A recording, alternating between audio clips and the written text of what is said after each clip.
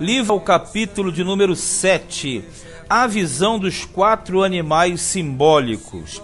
A partir do capítulo 7 do livro de Daniel, do 7 até o 12, nós temos uma mudança radical no estilo literário. Por quê? O estilo literário da primeira parte é totalmente histórico, embora tenha alguma coisa relevante no sentido profético, escatológico, mas a base do capítulo 1 ao 6 é histórico. Já a base do capítulo 7 em diante, até o 12, é totalmente apocalíptico, simbólico e profético. Então, na verdade, tudo que nós vamos ler a partir do capítulo 7 não é claramente compreensível. Na verdade, tudo isto vai precisar de ter uma interpretação objetiva. E a visão dos 4 animais simbólicos justamente dá início a essa parte escatológica do livro. Verso 1 diz assim: no primeiro ano de Belsazar, rei de Babilônia, teve Daniel na sua cama um sonho e visões da sua cabeça. E escreveu logo o sonho e relatou a suma das coisas. Aqui nós temos um período que retrocede. Você percebeu que no capítulo 6 já estávamos no período da dominação dos medos persas, né? E já aqui retrocede e volta para a dominação dos babilônios. Mas na verdade, esse período aqui, como é um período das profecias escatológicas, na verdade é um apanhado, é um recolhimento, um ajuntamento de tudo aquilo que Daniel recebeu ao longo de sua vida e de sua caminhada como profeta de uma forma mundial, o qual ele foi esclarecendo tudo isso. Então ali diz que ele teve visões na sua cama e logo depois escreveu, registrou tudo isso. 2. Falou Daniel e disse: eu estava olhando na minha visão da noite, e eis que os 4 ventos do céu combatiam no Mar Grande. O Mar Grande, aqui no caso, é o Mediterrâneo, que banha toda aquela costa ali daquele Oriente. E ele diz que viu 4 ventos no céu. Vento em profecia sempre é ligado à guerra. Vento que é ligar sempre à guerra. E aqui ele tem essa visão do justamente o Mar Grande, 4 ventos que simbolizam os 4 cantos da terra, ou os 4 pontos cardeais, e ele vai ter essa visão que é muito grande, porque ele diz assim, ó, e 4 animais grandes, diferentes um dos outros, subiam do mar. E quando nós falamos de mar, geralmente em profecia, mar é povos, nações. Então a visão que ele está tendo aqui é a visão do mar, a visão dos animais e a visão do vento. O vento é guerra, o mar são povos, nações, e os animais são, na verdade, os dominadores. Isto aqui nos arremete para o capítulo de número 2, na estátua de Daniel. Na verdade, esses 4 animais, eles vão ser equivalentes a cada parte da estátua que Daniel decifrou no capítulo 2. E você percebe que a visão que ele está tendo é uma visão confusa para ele, porque ele não tinha essa abertura de entendimento pela falta de Jesus, do Espírito Santo, das Escrituras de uma forma geral. E você percebe também que essa visão do Mar Grande, esse agito, esse caos, nos arremete também para o Gênesis capítulo de número 1, percebe? É como se fosse, na verdade, uma dominação do Todo-Poderoso, do Criador, sobre todas as coisas. Aí o que ele vai ver a partir do 3 são os 4 animais grandes que sobem do mar, ou seja, que sobem das nações. 4. O primeiro era como leão e tinha asas de águia. Eu olhei até que lhe foram arrancadas as asas, e foi levantado da terra, e posto em pé como um homem, e foi-lhe dado um coração de homem. Aqui, na verdade, a primeira visão do primeiro animal, que é como leão e asas de águia, simboliza, na verdade, a primeira parte da estátua, que seria a cabeça de ouro, ou o rei Nabucodonosor e o Império Babilônico. Porque nós sabemos que o rei Nabucodonosor, em determinados momentos, ele vacilou de forma extrema, de maneira que Deus fez com que ele virasse um bicho, e depois o restaurou ao seu estado original. Este é o primeiro animal. 5. Continuei olhando, e eis aqui o segundo animal, semelhante a um urso, o qual se levantou de um lado, tendo na boca 3 costelas entre os seus dentes. E foi-lhe dito assim: levanta-te e devora muita carne. Na verdade, este segundo animal, que é um urso, o primeiro é um leão com asas de águia, o segundo é um urso que abocanha e come muita carne. Este segundo animal equivale ao segundo império mundial da estátua, que na verdade é o Império Medo-Persa. E vamos continuar, versículo 6. Depois disso, eu continuei olhando, e eis outro semelhante a um leopardo, e tinha 4 asas de ave nas suas costas. Tinha também esse animal 4 cabeças, e foi-lhe dado domínio. Veja bem, este terceiro animal, o leopardo, ele equivale à dominação grega. E na verdade os gregos dominaram a início com Alexandre, e depois o reino foi dividido em 4 Alexandrias, o que equivale às 4 cabeças que você vê no finalzinho do versículo, e eles dominam durante todo o sistema. O aluno que estuda comigo, isso que nós estamos falando aqui, tem que ser acompanhado da história de Israel, que nós já fizemos, e também do estudo dos impérios mundiais, para ficar bem mais claro. Se uma pessoa não tiver essa noção, aí fica perdido. Versículo 7. Depois disso, eu continuava olhando nas visões da noite, e eis aqui o 4º animal, terrível e espantoso e muito forte, o qual tinha dentes grandes de ferro. Ele devorava e fazia em pedaços, e pisava aos pés o que sobejava. Era diferente de todos os animais que apareceram antes dele, e tinha 10 pontas. Esse 4º animal, na verdade, ele aparece muito terrível e de uma forma que mete medo, digamos assim. Você percebe que esse 4º animal equivale ao 4º império mundial que tinha na estátua, que na verdade equivale ao ferro, lembra? Esse império é o Império Romano, que na verdade foi o império que sucedeu o Império Grego. E na verdade aqui fala de 10 pontas, porque inicialmente nós trabalhamos com 10 imperadores que foram chamados Césares. Os Césares foram aqueles que dominaram em grande escala durante a dominação do Império Romano. Vejamos então a visão que ele teve de um grande mar, que é o Mediterrâneo, mas que nos leva para a criação, para o início. Depois desse grande mar, ele vê os ventos do céu, que na verdade são 4 cantos, você percebe. 4 cantos equivalem a 4 animais, que equivale às 4 partes da estátua. Aí você vai entender que isso aqui fala de uma dominação mundial que será realizada, está sendo realizada no mundo, desde que o mundo é mundo. E na verdade esse 4º animal, ele é muito feroz. E o detalhe aqui no versículo 8 diz o seguinte, que vai ser uma ponta pequena desse 4º reino, ó. Estando eu considerando as pontas, quer dizer, pontas aqui no caso são chifres, e chifre na visão bíblica e profética, escatológica, significa poder. Sempre a ponta quer dizer poder, então quando você lê ponta, leia chifre. Diz que entre elas subiu outra ponta pequena, diante da qual 3 das pontas primeiras foram arrancadas.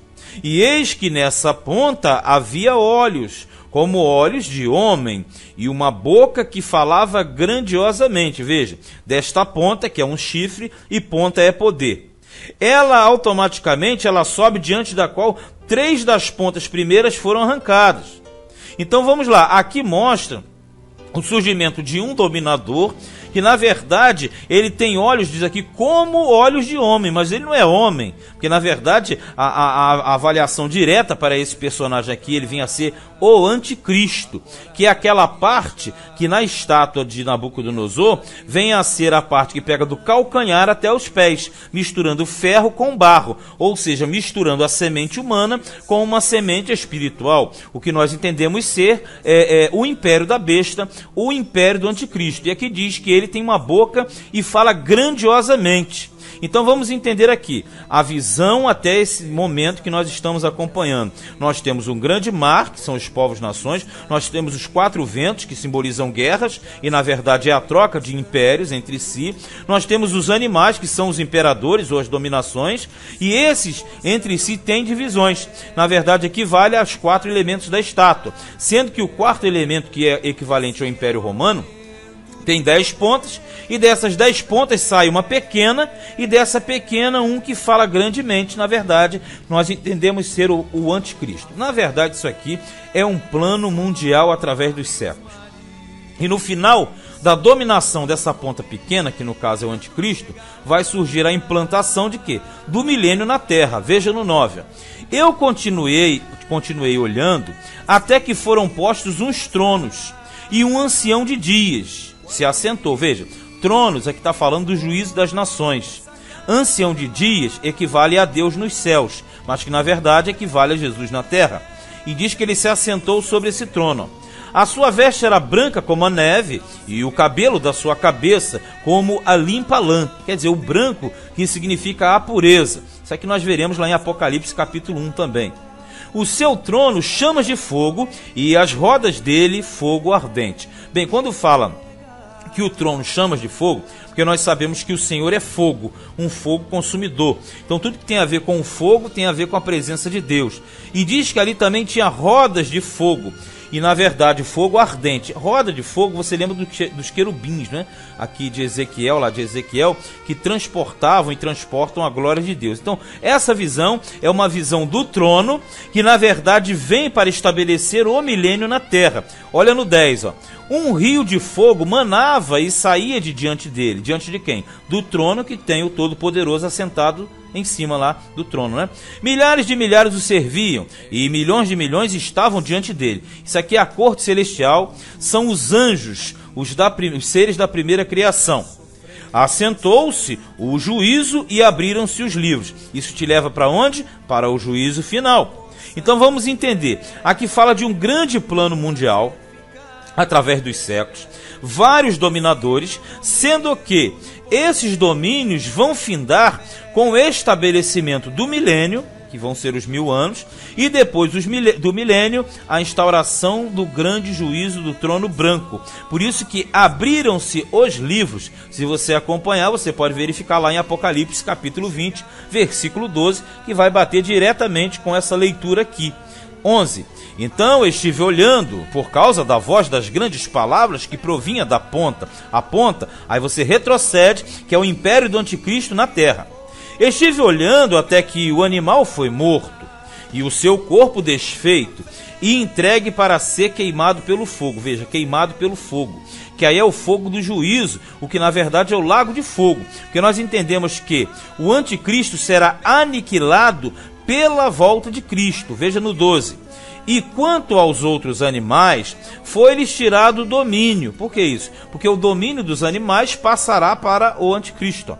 Todavia foi-lhes dado prolongação de vida até certo espaço de tempo. Compreenda que os impérios acabam, mas na verdade o existir é necessário, porque no milênio ainda nascerão muitos elementos, muitas pessoas, milhões e milhões, que justamente ainda terão uma canalização ou para o fogo de Deus positivo do trono, ou para o fogo negativo, que é o juízo eterno, a condenação eterna. Então a leitura aqui, ela se torna fácil desde o momento que você entenda já a escatologia que nós fizemos e você entenda também a questão das outras matérias referentes à história. Porque aqui você tem fato profético escatológico, mas nós temos também muitas informações que são históricas.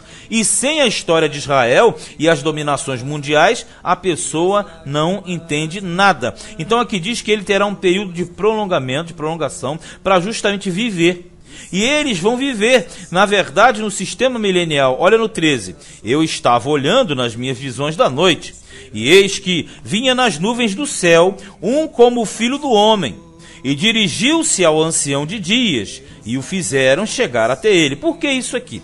Você percebe que a visão aqui é do céu e da terra. Aqui está falando da volta de Cristo, a parousia de Cristo. Jesus vem sobre as nuvens. Então aqui, quando nós temos essa visão da parousia, da volta de Cristo, na verdade, você vai ter essas passagens justamente lá em Apocalipse, capítulo 11, versículo 14, 13. Aqueles capítulos ali, você tem essas colocações aqui. Então nós aprendemos que Jesus voltará e ele vai se dirigir ao ancião dos dias. Mas você fala, mas o ancião de dias não é Jesus? E Jesus não é Deus? Com certeza. Só que essa visão aqui é para uma compreensão do plano de salvação, do plano de Jesus na terra. Porque quando você vê Jesus, ele vem sobre as nuvens como Filho de Deus. mas na verdade ele é o próprio Deus que julga as nações e que realiza o juízo final também. Por isso que aqui diz que ele chega e ele estabelece o reino dele. Olha no 14: e foi-lhe dado o domínio e a honra e o reino para que todos os povos, veja, nações e línguas, o servissem. O seu domínio é um domínio eterno, que não passará, e o seu reino, o único que não será destruído. Por quê? O reino de Cristo aqui equivale à pedra que desce e esmaga a estátua a partir dos pés. Lembra do capítulo 2? Porque os pés justamente equivalem ao império da besta, ao império do anticristo. Então veja bem, aqui nós temos um plano que apresenta as dominações mundiais, a dominação do anticristo, o controle de Deus sobre tudo, que ele julga a todos, a volta de Cristo e o estabelecimento do milênio. Então é um plano que, se a pessoa não tiver uma consciência de milênio, de escatologia, fica difícil de entender, mas com a compreensão não fica tão difícil. Veja no 15: quanto a mim, Daniel, o meu espírito foi abatido dentro do corpo, e as visões da minha cabeça me espantavam. Por quê? Daniel está recebendo muitas revelações que ele não tem como decifrar, então ele fica totalmente perturbado. 16: cheguei-me a um dos que estavam perto e pedi-lhe a verdade acerca de tudo isso. E ele me disse e fez-me saber a interpretação das coisas. Isso aqui, no caso, é um anjo. Dentro do que ele tinha, ele procurou explicação. Então, um anjo vai falar com ele. Ó: estes grandes animais, que são quatro reis que se levantarão na terra. Você já sabe isso porque eu falei. É só você lembrar também da estátua de Nabucodonosor.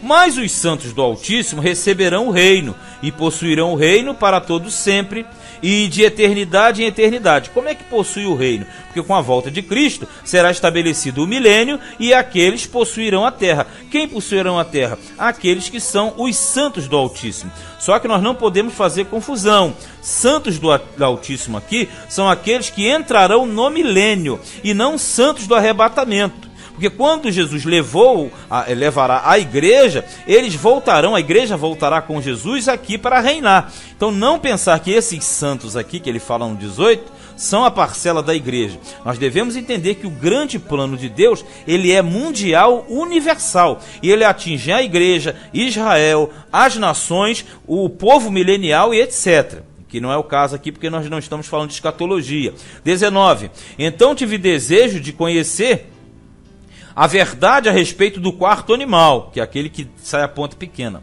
que era diferente de todos os outros, muito terrível, cujos dentes eram de ferro e as suas unhas de metal, que devorava, fazia em pedaços e pisava aos pés o que sobrava. Olha só, o que ele tem aqui, na verdade, é uma dúvida quanto esse animal mais feroz, que nós entendemos ser o próprio anticristo. Isso na questão profética, na questão escatológica. Mas a curto prazo, esse elemento já surgiu. E nós vamos falar dele. É o Antíoco IV Epífanes. Porque na verdade ele foi uma prefiguração deste elemento, desta dominação. Só que Antíoco IV Epífanes, ele surgiu dentro da divisão do Império Greco-Macedônico. E ele não surgiu do Império Romano. Então nós entendemos que a curto prazo já se cumpriu, a longo prazo há de se cumprir. Aí veja bem aqui no 20, ó. E também das 10 pontas que tinha na cabeça e da outra que subia, de diante da qual caíram 3. Daquela ponta, digo, que tinha olhos e uma boca que falava grandiosamente, e cuja aparência era mais firme do que o das suas companheiras. Quais companheiras? As pontas. As pontas, os chifres equivalem ao poder. Vamos compreender isso aqui. Daniel está perturbado com esse animal feroz, que é a ponta pequena, que é o chifre, mas que tem muito poder, muita força, e peleja contra os santos do Altíssimo, que diz no 21, ó, eu olhava, e eis que essa ponta fazia guerra contra os santos e os vencia. Como é que funciona isso aqui? Essa ponta pequena, nós entendemos, vem a ser o anticristo. Durante o período da grande tribulação, ele vai perseguir a semente do Senhor na terra. Por isso que muitos serão martirizados e mortos por causa de não receber a marca da besta, ok? Mas isso é uma questão futura. Se nós retrocedermos no tempo, entre 175 a 164 a.C. aproximadamente, nós tivemos a dominação dos Seleucidas sobre a região da Palestina. E nesta ocasião, um homem chamado Antíoco IV Epífanes, que eu já falei de ter nessa passagem, ele justamente foi rei da Síria nesse espaço de tempo, entre 175 e 164. Esse sujeito se auto-intitulou Epífanes. Epífanes significa Deus manifestado. Para você ter uma ideia, hein? Epífanes significa Deus manifestado. É uma palavra de origem grega. É só você lembrar de Epifaneia e Epífanes. Então, quando ele diz que ele era o próprio Deus manifestado, o que ele fez? Ele foi profundamente arrogante, destruiu as situações que já existiam, foi até a Palestina, abominou o templo, tirou o altar de Deus, do Senhor, e levantou uma estátua a Zeus, dentro justamente do templo. E ali o que ele fez? Ele tirou o sacrifício contínuo ao Senhor e ele estabeleceu o culto aos deuses pagãos e sacrificou um porco sobre o altar. Você sabe que o porco é animal imundo. E ele sacrificou esse porco sobre o altar do Senhor. Então, na verdade, esse cidadão, ele foi uma prefiguração do anticristo. Só que na ocasião ele perseguiu a linhagem real dos judeus. E a família dos Macabeus foi quem expulsou o Antíoco IV Epífanes. E no caso fez a purificação do templo, aonde surgiu a chamada festa do Hanukkah, que é a festa da dedicação, da purificação do templo, ok? Só que esse elemento do passado, e você percebe, ele foi simplesmente uma prefiguração do anticristo. Então, esta prefiguração há de se cumprir durante a grande tribulação, quando o diabo novamente introduzirá um ser, no caso o filho dele, para perseguir a semente de Deus. Então o Daniel estava ali com dúvidas a respeito disso. Aí diz aqui no versículo 25, ó, e proferirá palavras contra o Altíssimo e destruirá os santos do Altíssimo. Veja, Antíoco Epífanes já fez isso. O anticristo fará também. E cuidará em mudar os tempos, quer dizer, os tempos, o calendário e a lei. Então Antíoco IV Epífanes, ele fez isso, sabe quanto? Entre 168 e 165, essas mudanças aconteceram. Mexeram no calendário, mexeram nas datas festivas, ele tirou o sacrifício contínuo. Então, quando nós pegamos essa passagem aqui, nós entendemos justamente o que? Ela é uma prefiguração direta do anticristo. Porque o anticristo já fez isso através do sistema romano, porque muitas pessoas não entendem isso. Veja bem o que eu vou falar aqui. Quando você trabalha no sentido dos reis, você vê aqui que são 10 pontas, ou 10 reis. E na verdade diz que essa ponta pequena vai ser diferente, e vai ser diferente dos primeiros, e abaterá a 3 reis. Olha onde a gente vai chegar, isso aqui vai muito longe, hein? É uma análise profunda. Nós temos o Império Romano, só que o Império Romano acabou.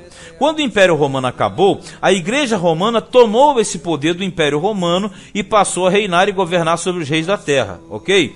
Automaticamente a Igreja Romana vai passar essa autoridade, que é geral, para o anticristo. Então você percebe que essa ponta pequena, para ela subir, ela bate 3 reis.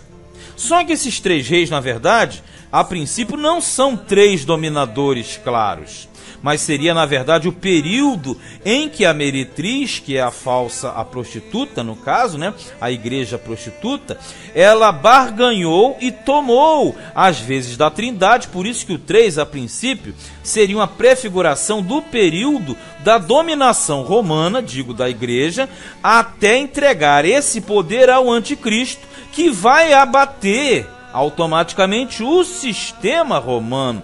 E você só pega isso lá no livro do Apocalipse, tem que ler o 17 e o 18 para você ter uma noção, porque o negócio aqui é meio profundo. Agora veja o que eu vou falar.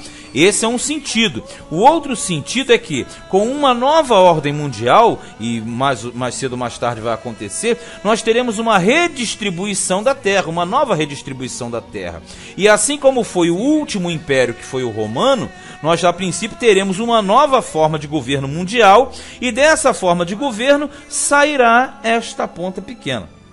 Como em Apocalipse nós trabalhamos com 2 Babilônias, uma do 17 e uma 18, então você vai entender que aqui reúne um poder político e um poder espiritual também. Mas a igreja romana já mexeu aonde? Nos tempos e na lei. Por quê? Mudou os dias sagrados, mudou o sábado para domingo, mudou o calendário, que era o calendário judeu, entrou o calendário gregoriano, mexeu na lei, mexeu na palavra, mexeu na escritura, colocou cultos e adoração. Só que aqui diz que é necessário que isso aconteça, ó. E eles serão entregues nas suas mãos, quem? Os santos de Deus, por um tempo e metade de um tempo, o que praticamente equivale ao período simbólico da grande tribulação. Porque nós sabemos que a grande tribulação, ela trabalha em cima de dois períodos, período 1 e período 2, então é tempo e metade de tempo. Mas o antigo quarto Epífanes já realizou essas mudanças, a igreja romana também realizou, e o anticristo em grande escala também o fará.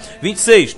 Mas o juízo estabelecer-se-á, e eles tirarão o seu domínio para o destruir e para o desfazer até o fim. E o reino e o domínio e a majestade dos reinos debaixo do céu, de todo o céu, serão dados ao povo dos santos do Altíssimo. Aí é milênio, que Jesus volta, aniquila o anticristo, estabelece o milênio. O seu reino será um reino eterno, porque o reino do Cristo na terra entra adentro as moradas celestiais, com a Nova Jerusalém.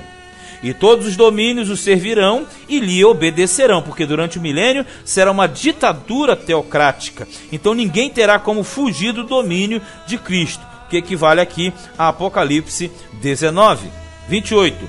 Aqui findou a visão. Quanto a mim, Daniel, os meus pensamentos muito me espantavam, e mudou-se em mim o meu semblante. Mas guardei essas coisas no meu coração. Qual é o motivo da perturbação de Daniel? Muitas informações sem praticamente nenhuma compreensão. Por que isso? Porque nós hoje conseguimos entender tudo, porque nós temos esse livro de Daniel, mas temos os outros, e principalmente o Apocalipse.